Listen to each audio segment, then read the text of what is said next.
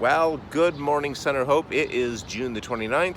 It is Monday morning. It's bright, it's sunny. I've had coffee. Everything is good. Hope you all had a good weekend. I'm excited to be back here with you guys, and hope you are having a good day as well. And if you're watching it tonight, then I hope you had a good day leading up till, and you have a good night tonight. Anyway, thought maybe I'd give you a little bit of a more of my story today, just a small smidgen of something that has helped guide me and turn me into the person I am today, and that's comedy. That's right, comedy. See, when I was a kid, we didn't have cable, we didn't have satellite, we had 6 channels to choose from, and whatever happened to be on, that's what you got to watch. So every now and again, there'd be something called a TV special coming on, and it would be some comedians coming on. One of my favorite ones was a Canadian comedian called Rich Little. And this guy would do imitations and voices, and that was his shtick, and I loved watching him. He was so funny, and that made me kind of want to learn how to do that. And so I spent a lot of my life trying to figure out how to do different voices, different accents, copy people, that type of thing, and I got rather good at it. Had a bit of a mishap health-wise a few years ago, which kind of hindered my ability to be able to do that, but that's another story. We'll talk about that another time. But I did happen to develop a voice that I thoroughly enjoy doing, mostly because of when I do it and who I do it with. My favorite time to do this is when I say at a drive-thru at, I don't know, Tim Hortons with somebody in the car, and I haven't warned them ahead of time what's going to go. So I'll say to them, so what do you want in your coffee? They'll say, oh, it's double. All right, I can do that. So I pull up to Tim Hortons drive-thru. The person on the speaker comes on. They say, welcome to Tim Hortons. How can I get you? Or how can I get you? What can I get for you? And they get treated or met with this. No, can I get a large black coffee, please? I don't want any milk in that. And a large double coffee. And please don't put 3 sugars in that. That's way too sweet. I don't like it. And there's always a bit of a pause on the other end when they try to figure out what just happened, and they continue the order, and the conversation keeps going back and forth with that voice and them. And I pull around to the side window when they first get a look at me. That's the best part, because they don't expect a voice like that to come out of a face that looks like this. And so they'll tell me what the total is. Oh, thank you very much. I've got a 5. I don't have a 10. I only have a 5. I hope that's going to be enough. Please take my money. And the thing is, while the person at the window's talking to me, they have to be serious and they have to be professional looking at me, but the people behind them don't. And so you'll get this.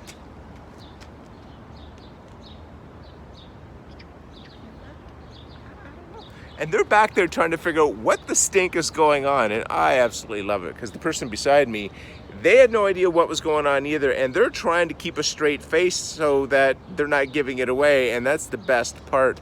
Well, we'll finish the order, they'll give me my money, they'll give me the order, and just as they hand me my order and I'm about ready to leave, I stop using the voice and I'll look at them and go, thank you very much, and then drive away. It's just something fun to do. I love doing that.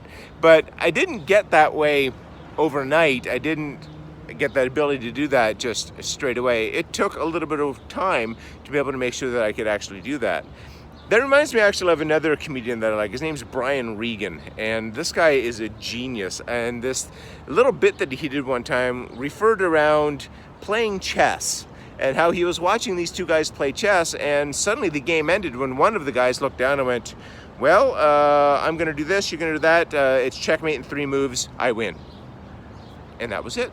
The game was finished. And Brian says, well, can you imagine if that was like that in other aspects of our life? Say, I don't know, football. Quarterback lines up, looks at all the defense lined up there and goes, oh, okay, you're here, we're gonna throw over here, get a touchdown, game's over, we win, see you later. It doesn't work that way. Can you imagine what the Olympics would be like? Say you line up for a race, you look beside each other and go, okay, you're going second, third, I'm gonna win, let's just walk off and just give me the gold medal. Well, it doesn't really work that way, does it? No. If you want to win something, if you want to be the best at something, what do you have to do? You got to practice. Practice is something that we need to do if we want to obtain excellence in anything. So what I wanted to talk to you about today was Trusting in God. Now, hold on, wait a minute. That's a bit of a big jump, talking about comedy and sports and practice, and now you're telling me trust in God. Draw me a line here. Well, trust is something that we don't always have innately. Something that we have to learn, something that we have to build on, and something that we have to practice. When it comes to trusting God, that's really no different. We have to be able to trust in Him, but we need to build that up as well. We need to learn to trust in God. And I believe that He helps us out with His Word. He says to us in Proverbs 3, verses 5 and 6, "Trust in the Lord with all your heart and do not lean on your own understanding. In all your ways acknowledge Him and He will make straight your paths." So what do I mean by learning to trust in Him? Because we can say that we trust in God, but do we really? Because all too often we want to take control of things. We want to make sure that we are the ones in control, but in trusting God, we have to hand that control over to Him. Well, I don't like to do that personally in a lot of aspects of my life because I like to be the one that's in control. Aren't you that way? Well, let me tell you, I used to be that way. And through learning to trust in God in little things, it's actually started to get easier and easier for me to trust in Him. And therefore, when big things happen to come my way, I find it easier to trust in God now. I find it easier to know that He's going to be there for me. Let me tell you a story.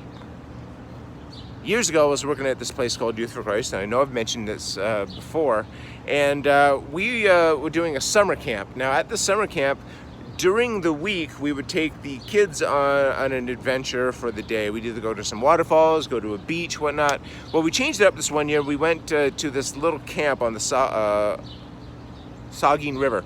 And at this camp, there was an old railroad bridge that went right over top of the Saugeen River. And what you would do is you'd climb to the top of this old railroad bridge and jump off. Yes, I did say jump off. And now it was about a 25, 30-foot drop from the top of the bridge just to the water surface. And then it was about 20 to 25 feet deep down in the Saugeen River as well. So I went there with all these kids, and I should point out, heights and we don't get along. We just don't. I don't like them. But there were a lot of kids who were really apprehensive about even doing this. So I thought I have to show them that it is in fact doable. So I went up there and I'm standing on the edge of this bridge, and I'm looking down and I see the river going, and I'm thinking, if I don't jump now, I'm not going to.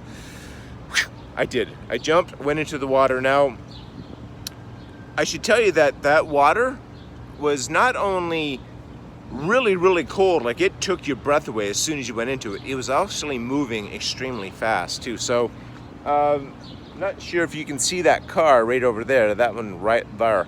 See, if you were to jump into the river where I am right now, you would come out somewhere over there by the time you came up. It was moving that quickly. And so I jumped in. I wasn't expecting the coldness. I certainly wasn't expecting the speed like that. I jumped in, my breath got taken away. I desperately got to the top of the river and gasped for air and thought, holy smokes, I'm glad that's done. I never have to do it again. And I got out of the river, went back up and got into my car to warm up a little bit and get changed. Well, I did that. I got changed and I'm sitting outside, and I'm outside for about another 45 minutes. And I thought, you know what? It's getting a little warm out here. Maybe I'll jump in again. And that's when I noticed something.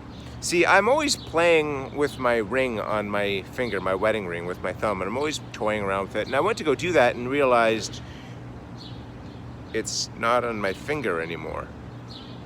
Crud. What? Oh no. The realization hit me like a lightning bolt. When I jumped into the river, my ring fell off my finger.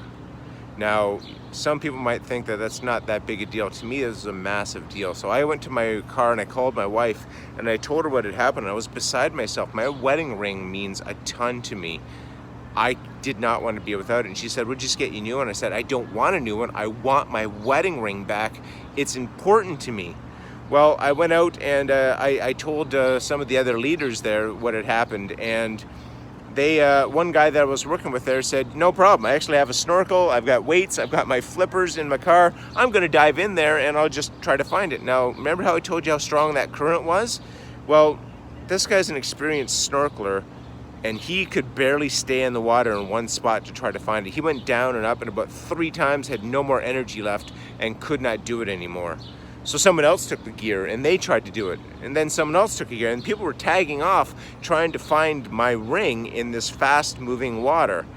Yeah, the fast moving water. Now I should point out, at that time I probably weighed close to 350 pounds, and it took me and threw me all the way down there. So I'm thinking, guys, you're trying to find a ring in a spot that I couldn't even stay. How is a small little ring supposed to stay in a spot like that?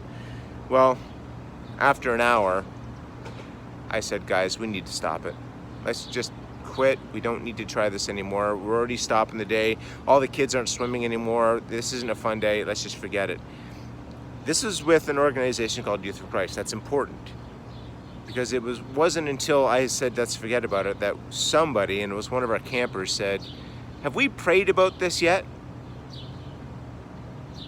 No. So we all stopped and we did.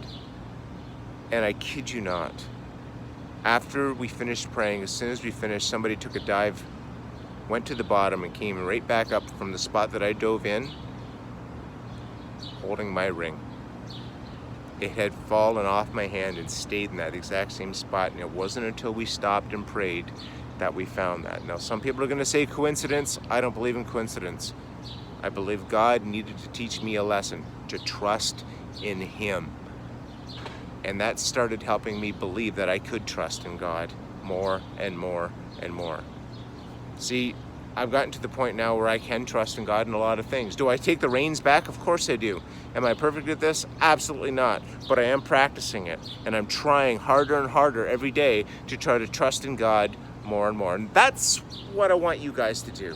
That's what I wanted to bring to you guys today. Maybe you're not ready to trust in God entirely on things.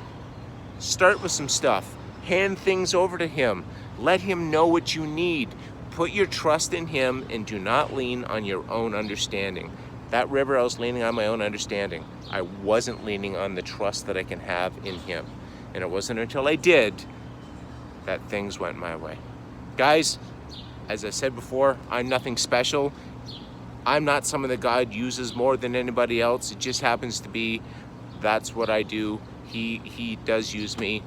He uses everybody. He helps everybody. He loves everybody. He'll help you. He loves you. He'll use you in any way that He can, and will help you in any way that He can.